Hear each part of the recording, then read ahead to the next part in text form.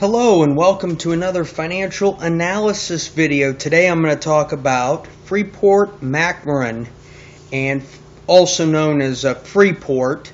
They are one of the largest mining companies in the world, and their big products are copper and gold, but they've been also known to mine silver and cobalt. In addition to that, the company has some investments in oil and gas. So they're really getting slammed on all fronts because the mining industry, as we've learned from our Caterpillar video, is really under assault right now. But so is oil and gas and energy as a whole. So Freeport is really in a bad spot right now. They're holding on to a lot of things that aren't producing as much because what's coming out of the ground is worth 60% less than it was a year ago. So an announcement came out today that Freeport was holding, had some ground out in the Gulf of Mexico that had a larger than thought amount of oil in it, and the stock still dropped 9%. And the stock's been very volatile over the last couple of months as news of aggressive investors getting involved and the volatility in both the energy and the stock markets have really taken its toll. But a lot of people wondered why the stock wasn't going up on news that it's one of its assets was sitting on more than expected oil. And I'm going to do a little digging and show you a few numbers, but I'll probably rest on one statistic that basically tells us why this stock is not really going to rally based on this news. So I want to take you right now to the income side. And again, I favor the TTM or trailing 12-month analysis. And really the revenue of Freeport has dipped. It's dipped about $3 billion on a trailing 12-month basis. And because the capital structure the capital investment has not decreased, we've had a precipitous down drop in cash flow. But when you take cash flow less capital expenditures, you get free cash flow.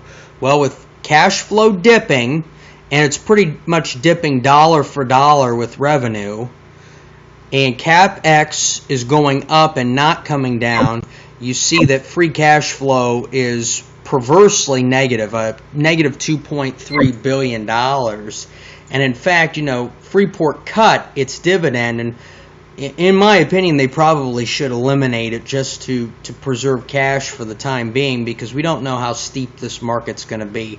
Of course, they're only going to save about $200 million a year by doing that, as opposed to really they've already saved $1 billion by making the dividend cuts that they have. So I mean, they're cutting a lot. They're in a bad spot. But really, what it comes down to, in my opinion, is this chart right here. Return on assets. This chart tells us it takes total earnings for the company and divides it by total assets. And that's the return you get on your assets. And so 2 years ago, it was almost 7%. And then it's flirted around the 4% mark over the last couple of years. And now, in the last quarter, it dipped under 2%. So what this figure tells me is that for every dollar in assets that Freeport acquires, it's going to earn 1.87 cents. So it's going to earn less than 2 cents on the dollar for any new assets acquired. So having new assets is great, but the actuality behind it is that it's going to return earnings that essentially are at a slower rate than what you're probably paying on your debt. So it's essentially not worth as much as you may think it is. Now, if oil obviously goes back to $80, now you're going to see values again around 4.5%. Now it might be worth something. But really, you start pulling that asset up out of the ground right now, and for what it's selling for, it's going to barely get you anything. I really compare this to the housing crisis, and you'll hear me compare things to the housing crisis a lot in energy and mining, where banks were holding on to a ton of houses, but they weren't returning anything for them. They couldn't sell them, and they were depreciating in value. And essentially, that may be what Freeport has here.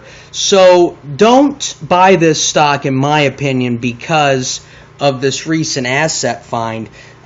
If you're going to buy it, it's a high-risk investment, but if you're going to buy it, you have to do it because you think that the mill ores pricing is going to come back, copper, gold, etc., and then you'll be in good shape.